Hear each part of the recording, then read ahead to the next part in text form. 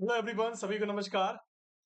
मैं एम्स दिल्ली से रवि कुमार गुप्ता आपका हार्दिक स्वागत करता हूं, हार्दिक अभिनंदन करता हूं आपके अपने स्केलेटन नर्सिंग के इस ऑनलाइन प्लेटफॉर्म के ऊपर। आप सभी को बहुत बहुत नमस्कार। आई होप सभी लोग आप अच्छे होंगे, आपकी तैयारियां बहुत अच्छी चल रही होंगी।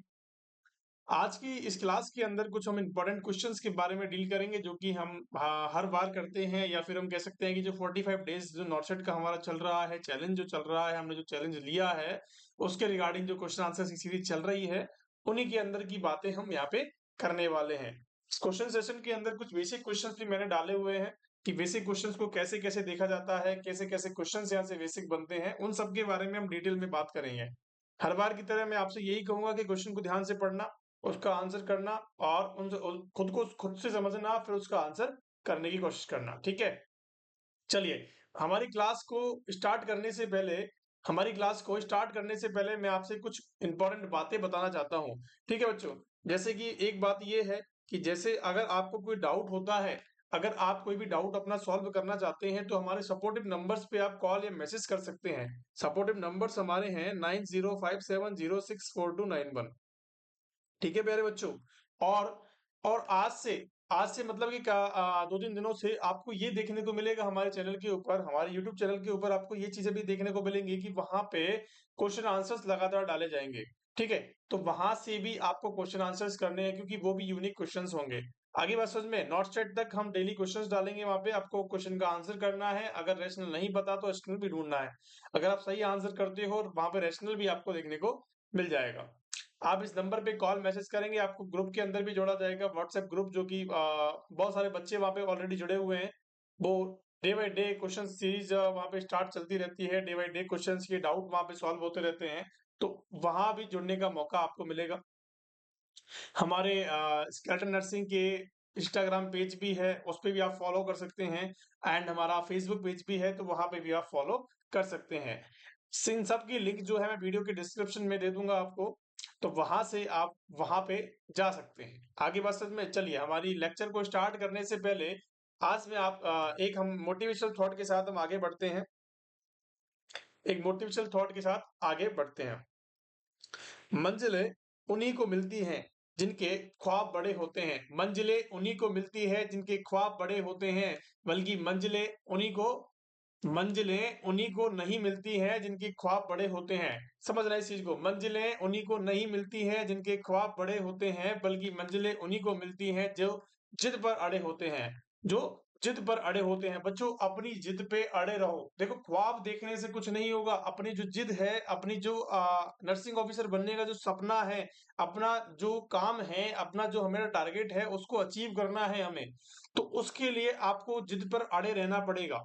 कंटिन्यूअस पढ़ाई करनी पड़ेगी, आपको अड़े रहना पड़ेगा कि मुझे सिर्फ और सिर्फ एम्स क्रैक करना है, मुझे सिर्फ और सिर्फ ईएसआईसी क्रैक करनी है, मुझे और कहीं नहीं जाना है। अगर इस प्रकार की जिद आपके अंदर है कि मुझे तो गवर्नमेंट जॉब लगनी ही लगनी है, तो 100% आप नर्सिंग के अंदर जॉब लग जाओगे। आगे बात समझ में, चलिए आज के क्वेश्चन सेशन को हम स्टार्ट करते हैं। बहुत ही बेहतरीन तरीके से हर क्वेश्चन को पढ़ना, उसका आंसर बहुत अच्छे से करना है। ठीक है बच्चों, चलिए इसका आंसर आप करेंगे। ये एक सेकेंड,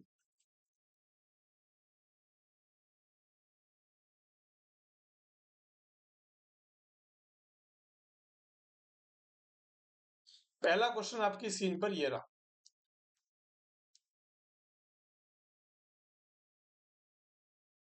क्वेश्चन को पढ़ना, फिर उसका आंसर करना है। देखो, the nurse is preparing a client for the cardiac catheterization.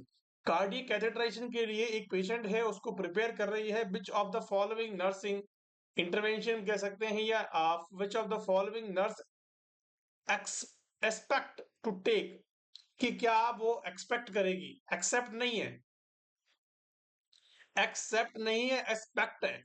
समझो किसी बात को, दोनों बातों के अंदर फर्क है बच्चों, दोनों बातों के अंदर फर्क है। एक्सेप्ट का मतलब होता है कि उसको छोड़ के, कि एक को छोड़ के तीनों बातें सही हैं या गलत हैं। ठीक है, और एक्सपेक्ट का मतलब है कि हम जो आशा कर रहे हैं उसको ही वो काम करे।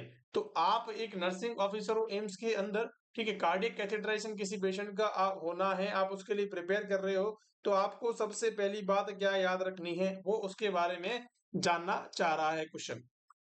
क्या आंसर आपका रहने वाला है? सबसे पहला ऑप्शन क्या कहता है कि एडमिनिस्टर द रेडियोग्राफ, कि आप जो रेडियो आइसोटॉप आप जो रेडियो आइसोटॉप यूज करने, जो कॉन्ट्रास्ट वगैरह यूज करने वाले हैं, उसको आप क्या करोगे, एडमिनिस्टर कर दोगे पेशेंट के अंदर, या फिर give the client with cleansing enema, कि आपको क्या करना है कि उसको क्लींजिंग एनिमा लगाना है, ठीक है, या फिर क्या कर रहा है, locate and mark the peripheral pulses, की आपको लोकेट करना है और पेरिफेरल पल्सेस को चेक करना है, and encourage the high fluid intake before the test. Before the test पूछा गया है। देखो कभी भी जब भी हम कोई भी माइनर या मेजर ऑपरेशन करते हैं या कैथेटराइजेशन की बात करते हैं, तो हमें पेशेंट को कैसा रखना पड़ता है बच्चों, एनपीओ, निल पर ओरल। निल पर ओरल का मतलब होता है कि आपको उसको मुंह से कतई नहीं देना है कुछ भी। कब से नहीं देना है कि भैया 8 to 6 आवर या 6 to 8 hours, 6 to 8 hours before test. आप जब भी कोई सर्जरी करवाने जाते हैं, या फिर आपने देखा होगा कि जब भी कोई पेशेंट हमारे पास आता है, उसकी सर्जरी होनी होती है, तो उसको एनपीओ रखा जाता है। एनपीओ क्यों रखते हैं? क्योंकि वहां पे जो सप्लाई है वहां पे ना बढ़े और वहां से वॉमिटिंग होने के चांसेस ज्यादा नहीं हो। आगे बात समझ में, क्योंकि पेट में पड़ा रहेगा तो सप्लाई भी ज्यादा देखने को मिलेगी वहां पे, भाई जीआईटी को सप्लाई चाहिए उस फूड को पचाने के लिए, कि सर बिल्कुल चाहिएगी। और वॉमिटिंग की कंडीशन ना हो इसीलिए, क्योंकि वॉमिटिंग के अंदर आप जो कफ रिफ्लेक्स पैदा होते हैं, आपकी जो फोर्स लगता है वॉमिटिंग करने के अंदर, तो उससे क्या हो सकता है, आपकी जो सर्जिकल साइट है जहां पे आपने ऑपरेशन किया है, वहां पे वो सूचर जो है वो अल्टर्ड हो सकते हैं, या फिर हम कह सकते हैं वहां से वो ब्रेक डाउन हो सकते हैं। इसीलिए हम क्या करते हैं, किसी भी पेशेंट को, कोई भी सर्जरी होती है, कैथेटराइजेशन होता है, तो हम क्या करते हैं, पेशेंट को क्या रखते हैं, स्ट्रिक्ट एनपीओ रखते हैं। 6 to 8 आवर इसका मिनिमम टाइम होता है। आगे बात समझ में, कि आपने क्या रखा है उसको, 6 to 8 आवर्स भूखा रखा है। आगे बात समझ में, बहुत बढ़िया। अब ये कह रहा है कि high fluid intake before the test, की टेस्ट से पहले आपको बहुत ज्यादा पानी देना है, कि भैया ऐसा तो बिल्कुल नहीं करेंगे, क्योंकि हमने तो यहाँ पे एनपीओ रखा है और आप पानी दिलवा रहे हो, तो ये बात तो गलत हो जाएगी। अब एडमिनिस्टर रेडियो रेडियो क्या आइसोटॉप्स की बात कर रहा है, कि रेडियो आइसोटॉप्स आपको यूज करना है, कि भैया ऐसा कोई प्रोसीजर यहाँ पे नहीं कर रहे हैं, ना ही हम यहाँ पे सीटी स्कैन वगैरह कुछ कर रहे हैं, ना ही हम यहाँ पे सीटी स्कैन एमआरआई वगैरह कुछ कर रहे हैं जिसमें कॉन्ट्रास्ट देने की जरूरत होती है। तो यहाँ पे किसी भी प्रकार का ऐसा कोई प्रोसीजर नहीं किया जा रहा है। यहाँ पे सिंपल सी बात करी जा रही है कार्डियक कैथेटराइजेशन की, कि कार्डियक के अंदर एक कैथेटर डाला जाएगा, वहां पे बैलून फंसाया जाएगा, क्योंकि जो हार्ट फेलियर की कंडीशन थी, हार्ट अटैक की जो कंडीशन थी, वो कम हो जाएगी। आगे बात समझ में, और हमारे हार्ट को जो ब्लड है वो प्रॉपर पहुंच जाएगा।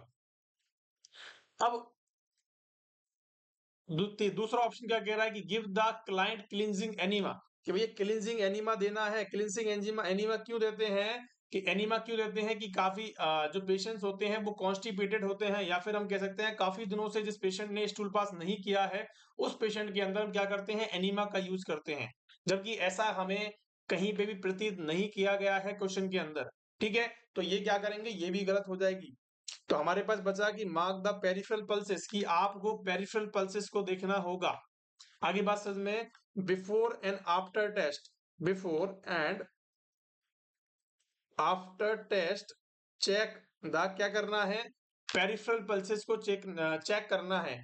अब मिनिमम टाइम होता है 30 से 2 आवर्स के बीच में, आपको हर बार उसको चेक करना है कि पल्स रेट आ रही है या नहीं आ रही है।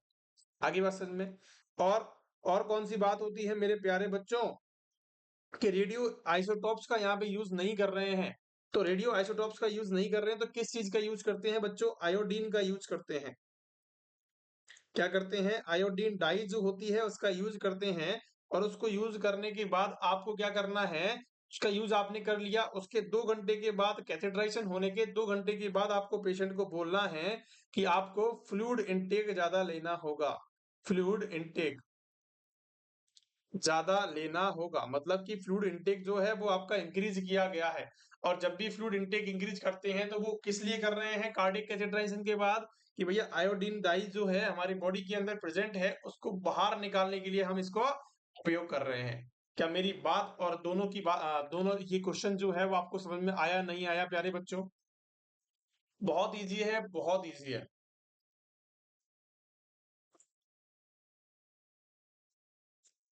समझना इस चीज को मैं बताता हूँ आपको। देखो, आपने किसी पेशेंट का कार्डियक कैथेटराइजेशन किया, ठीक है, और उससे पहले आपको क्या करना होगा, आपको पेरिफेरल पल्सेस चेक करनी होंगी। पेरिफेरल पल्स चेक करनी होगी। अब पेरिफेरल पल्स जब चेक कर लोगे आप, तो बिफोर एंड आफ्टर उसके अंदर क्या कर पाओगे आप, कि इसके अंदर आप कंपैरिजन कर पाओगे कि पहले कितनी आ रही थी। सपोज दैट पहले 78 आ रही थी, ठीक है, उसके बाद कितनी आ गई है भैया, ज्यादा आ गई है, कम आई है, जो भी है उसके अंदर वेरिएशंस आपको पता लगा सकते हो। आगे बात समझ में। और जब भी हम कार्डियक कैथेटराइजेशन करते हैं तो इसका मोस्ट कंसर्न होता है, या फिर हम कह सकते हैं मोस्ट पोस्ट ऑपरेटिव बता रहा हूं मैं आपको, कि मोस्ट कॉमन जो काम होता है, या मोस्ट हम कह सकते हैं कि इंपॉर्टेंट जो काम होता है वो आपका यही होता है कि पेरिफेरल पल्सेस को आपको चेक करना होता है कि वहां पे रेगुलर बीट है या नहीं है। आगे बात समझ में। इस क्वेश्चन के बारे में अगर क्वेश्चन आता है, इससे रिलेटेड कोई क्वेश्चन आता है तो नहीं छोड़ोगे। चलिए चलते हैं अगले क्वेश्चन की तरफ। बहुत बढ़िया। अगला क्वेश्चन क्या कह रहा है कि a prothrombin time test to be performed regularly on the person, कि एक पर्सन के लिए क्या किया गया है, प्रोथ्रोम्बिन टाइम टेस्ट यूज कर रहे हैं on the person and who is taking which medication, कि कौन सी मेडिकेशन वो बंदा खा रहा है, जिसके लिए हम क्या कर रहे हैं, क्या कर रहे हैं मेरे प्यारे लाल लालियों, कि हम उसका यूज कर रहे हैं। फटाफट से आंसर कर देंगे इस चीज का। फटाफट से आंसर करेंगे कि भैया ऐसा क्या खा रहा है, हेपेरिन खा रहा है, वार्फरिन खा रहा है, फिनोबार्बिटॉल खा रहा है, डिगॉक्सिन खा रहा है। क्या आंसर आपका रहने वाला है?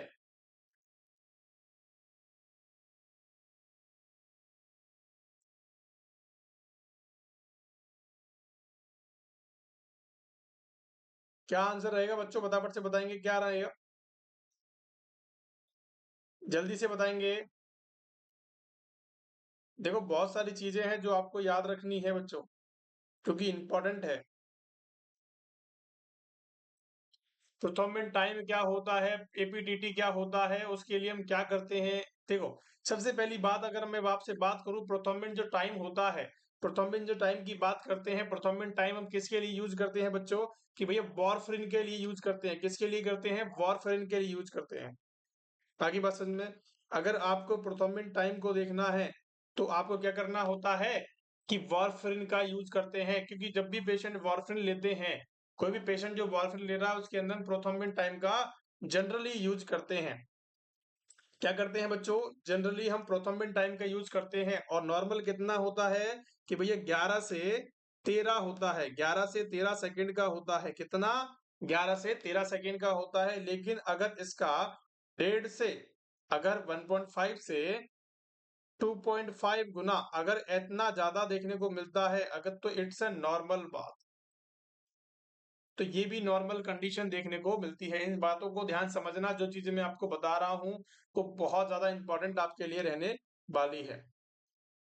तो मैंने क्या बताया आपको, कि प्रोथर्मिन जो टाइम हमारा होगा, प्रोथर्मिन जो टाइम होगा वो कितना होता है नॉर्मल, वो कितना होता है, 11 से 13 सेकंड का होता है। लेकिन 1.5 से 2 गुना तक हमारा क्या हो सकता है, नॉर्मल माना जाता है। प्रोथर्मिन टाइम किसके लिए यूज करते हैं, वार्फरिन के लिए यूज करते हैं। और वार्फरिन का एंटीडोट क्या होता है मेरे प्यारे लाल लालियों, कि वार्फरिन का एंटीडोट क्या होता है, काफी बार एग्जाम के अंदर पूछा गया है।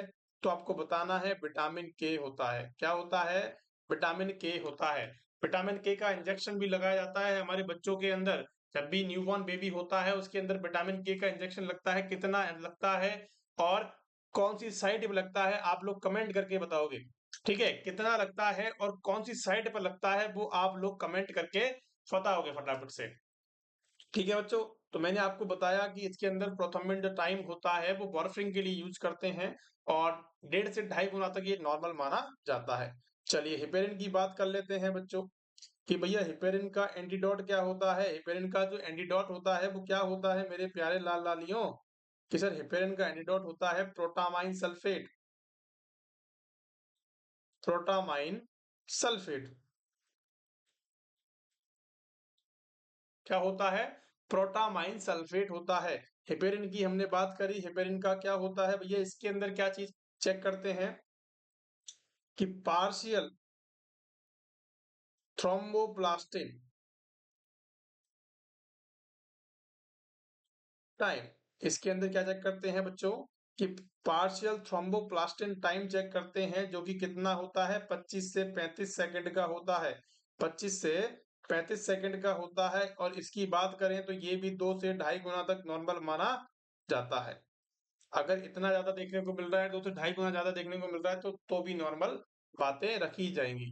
क्या मेरी बात समझ में आ गई?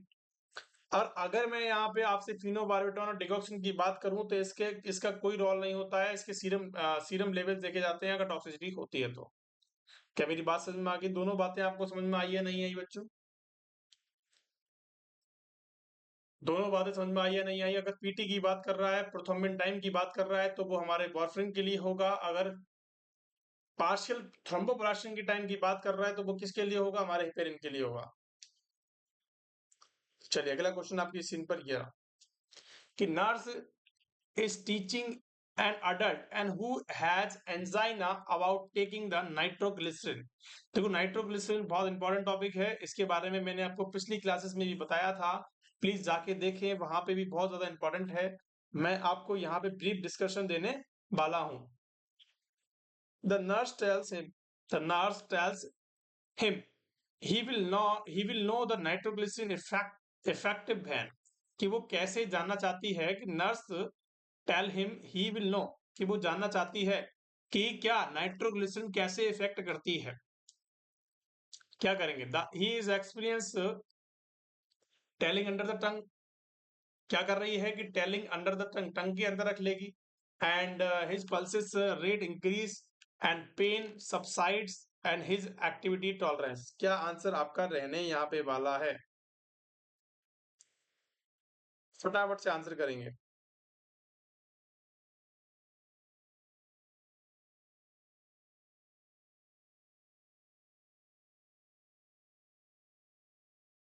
क्या आंसर रहने वाला है बच्चों?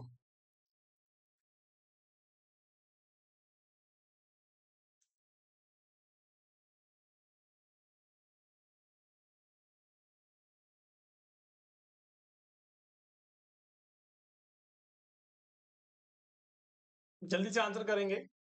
कि मैंने आपको बताया कि नर्स एक टीचिंग प्लान कर रही है एंजाइना पेक्टोरिस, एंजाइना वाला एंजाइना मतलब कि एंजाइना एक बीमारी होती है, हार्ट की बीमारी होती है, जिसके अंदर आपको नाइट्रोग्लिसरीन दवाई देनी होती है। ये तो बात आपको पता लग गई। देखो नाइट्रोग्लिसरीन की अगर मैं आपसे बात करूं तो ये एंजाइना जो हमारा चेस्ट पेन होता है, सीवियर जो चेस्ट पेन होता है, देखो नाइट्रोग्लिसरीन, अगर मैं आपसे नाइट्रोग्लिसरीन की बात करता हूं तो नाइट्रोग्लिसरीन जो होता है वो कैसा होता है बच्चों?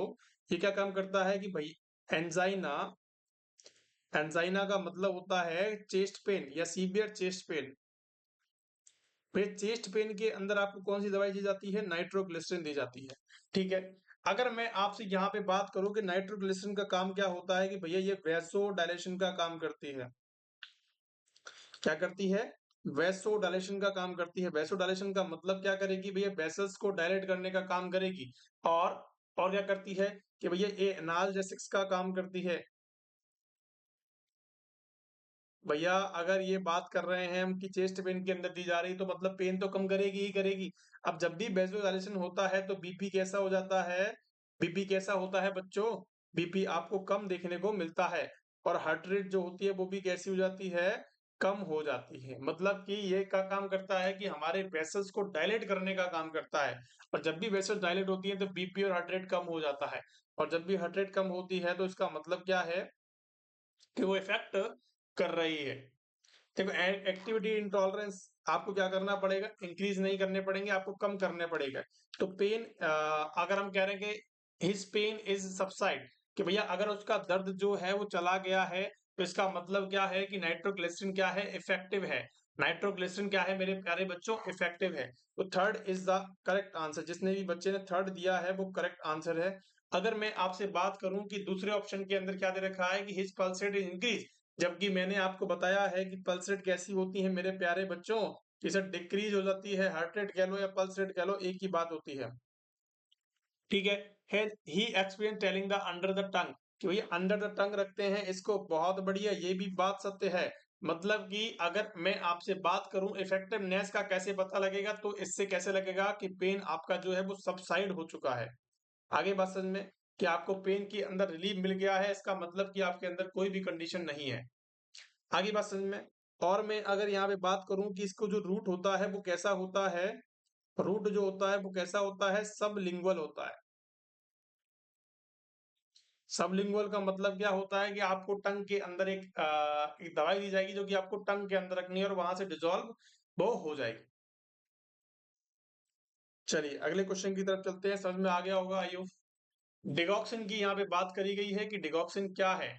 देखो डिगॉक्सिन की बात करने से पहले हम कुछ इंपॉर्टेंट बातों के बारे में बात करेंगे। सबसे पहली चीज कि डिगॉक्सिन एक बहुत ज्यादा इंपॉर्टेंट टॉपिक है। मैंने इस पे पूरा लेक्चर ले रखा है, आप जाके देख सकते हैं। हाई हील टॉपिक्स के अंदर जाएंगे तो आपको डिगॉक्सिन का लेक्चर भी देखने को मिलेगा। एकदम डिटेल में बातें करी हैं और बहुत ईजी बातें करी हैं। आगे बात समझ में। लेकिन अभी हमें क्या करना है कि इस क्वेश्चन को समझना है और उसका आंसर करना है। डिगॉक्सिन की बात कर रहे हैं कि डिगॉक्सिन, लिनोक्सिन भी इसके नाम से जानता था। Digoxin and furosemide are the ordered, तो डिगॉक्सिन भी देना है और फ्रूसेमाइड भी देनी है। फ्रूसेमाइड क्या होती है बच्चों? ये हमारे यूरिन आउटपुट को बढ़ाने के लिए करते हैं। यूरिन आउटपुट को क्या करते हैं? बढ़ाने के लिए यूज करते हैं फ्रूसेमाइड। ठीक है। लैक्सेटिव्स हमारे क्या होते हैं? लैसिक्स होते हैं। लैसिक्स का मतलब कि यूरिन आउटपुट को बढ़ाने वाले। ठीक है। Are the ordered for the client and who is a congestive heart failure. भैया कंजस्टिव हार्ट फेलियर का बंदा है जिसको डिगॉक्सिन एंड फ्रूसेमाइड ऑर्डर की है। Which of the following would the nurse, which of the following would the nurse also expect, देखो question को समझो, to be expect to be order for this client, कि इसके लिए क्या ऐसा ऑर्डर जो है आपके दिमाग के अंदर, कि इसको अगर हम डिजीवाइन सॉरी हम डिगॉक्सिन भी देंगे और या इसको हम क्या देंगे, फ्रूसेमाइड भी देंगे। डिगॉक्सिन भी दे रहे हैं, फ्रूसेमाइड भी दे रहे हैं, तो हमें किस चीज की जरूरत पड़ेगी? पोटेशियम की पड़ेगी, कैल्शियम की पड़ेगी, एस्पिरिन की पड़ेगी और कॉमेडिन की पड़ेगी। बता दे फटाफट से। क्या आपका आंसर यहाँ पे रहने वाला है?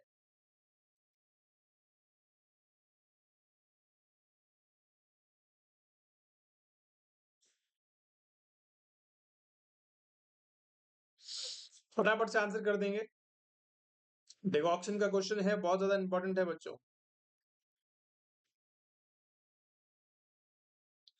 समझ में आ रहा है मैं क्या कहना चाह रहा हूँ?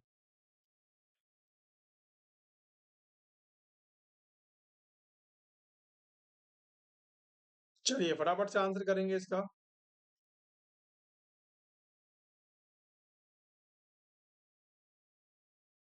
कि क्या आंसर इसका रहने वाला है?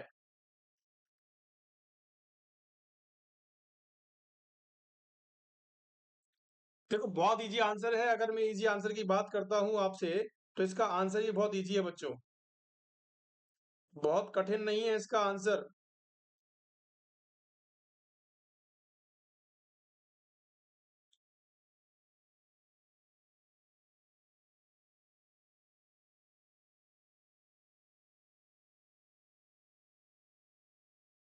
चलिए अगर मैं आपसे बात करूं, डिगॉक्सिन की बात कर रहे हैं,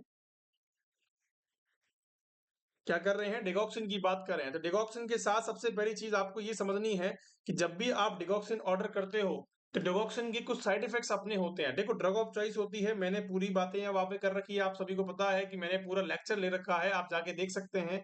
मैं यहाँ पे ज्यादा खुल के बात नहीं करूंगा क्योंकि मैंने ऑलरेडी लेक्चर ले रखा है, आप प्लीज जाके देखें। ठीक है। ड्रग ऑफ चॉइस की बात करूं तो ड्रग ऑफ चॉइस क्या होती है बच्चों? कि सर हार्ट फेलियर के अंदर यूज करते हैं, हार्ट फेलियर के अंदर यूज करते हैं। अगर मैं इसकी बात करता हूं कि डिगॉक्सिन की अगर टॉक्सिसिटी हो जाती है, टॉक्सिसिटी हो जाती है तो हम क्या करते हैं कि भैया इसका एंटीडोट देते हैं। एंटीडोट की बात करूं तो एंटीडोट क्या होता है? एंटीडोट होता है इम्यून फैब, इम्यून फैब और डिजीवाइंड क्या होता है, डिजीवाइंड या इम्यून फैब होता है। अगर मैं आपको एक चीज ऑर्डर करता हूं कि क्वेश्चन के मुद्दे पे आते हैं कि क्वेश्चन के अंदर किसी को आपने बोल दिया कि डिगॉक्सिन भी देना है प्लस आपको क्या करना है, लेसिक्स भी देना है। तो लेसिक्स आप दोगे तो यूरिन का लॉस होगा, तो क्या होगा, यूरिन का लॉस होगा, ठीक है। और डिगॉक्सिन हमारा क्या काम करता है, डिगॉक्सिन का काम होता है पोटेशियम लेवल को कम करने का, पोटेशियम लेवल को कम करने का मतलब कि हाइपोकैलेमिया कॉज करवाता है, हाइपोकैलेमिया कॉज करवाता है। मोस्ट इंपॉर्टेंट बात कि डिजीवाइंड जो हमारा होता है, सॉरी हम जो डिगॉक्सिन ले रहे हैं, डिगॉक्सिन जो होता है वो कैसा होता है मेरे प्यारे लाल लालियों, वो कैसा होता है हमारा, हाइपोकैलेमिया कॉज करवाता है। और हाइपोकैलेमिया का मतलब क्या है कि भैया पोटेशियम का लेवल जो होता है वो कम करवा देता है, जबकि नॉर्मल कितना होता है मेरे प्यारे बच्चों, कि नॉर्मल होता है 3.5 to 5.1 milliequivalent per litre होता है। कितना होता है, 3.5 to 5.1 milliequivalent per litre होता है। आगे मेरी बात समझ में, अगर ये लेवल 3.5 से कम जाता है तो इसकी मतलब कि आपको क्या देखना पड़ेगा, पोटेशियम का लेवल देखना पड़ेगा और क्या करना पड़ेगा, उसको करेक्ट करना पड़ेगा। आपने देखा यहाँ पे कि कंजेस्टिव हार्ट फेलियर के अंदर हम क्या कर रहे हैं, यूज कर रहे हैं, तो nurse also to order the client, की आपको कौन सी चीजें भी एक्सपेक्ट करनी पड़ेंगी कि इसको ये चीज भी होनी चाहिए। तो आपको बताना है, खुल के बताना है कि पोटेशियम की इसको जरूरत पड़ेगी, क्या पड़ेगी बच्चों, इसको पोटेशियम की जरूरत पड़ने वाली है। चलिए अगले क्वेश्चन की तरफ चलते हैं। क्वेश्चन को समझना, the client says I think I need to see the doctor and think seems to look kind of green today, कि मुझे क्या हो गया कि ग्रीन ग्रीन देखने लग गया है। And the nurse takes the vital signs in his blood pressure is high, blood pressure आपको हाई देखने को मिल रहा है एंड 60 बीट आपको क्या देखने को मिल रही है, आपकी जो ब्रेडिकार्डिया है वो 60 बीट पर मिनट देखने को मिल रहा है, रेस्पिरेशन 28 देखने को मिल रही है। Most appropriate action with the nurse, nurse इसके अंदर कौन सा अप्रोप्रिएट एक्शन क्या करेगी, यूज करेगी,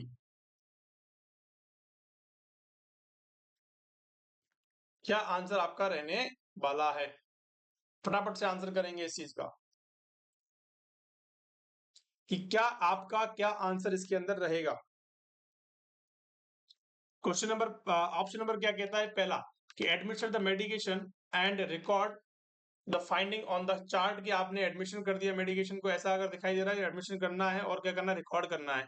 and withhold digoxin and report the ICU incharge, कि आपका जो आईसीयू इंचार्ज है, चार्ज ऑफ नर्स है, आपने उसको इन्फॉर्म कर दिया, ठीक है। और तीसरा क्या कह रहे हैं, तीसरा क्या कह रहा है कि request the appointment with the ophthalmologist, भैया ऑप्थेल्मोलॉजिस्ट रिक्वेस्ट लो कि उसका अपॉइंटमेंट लेना पड़े।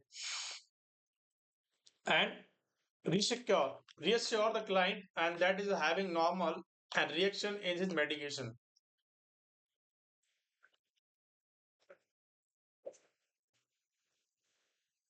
कि भैया मेडिकेशन क्या लो, कि मेडिकेशन से ले लो ये ठीक हो जाएगा, ठीक है।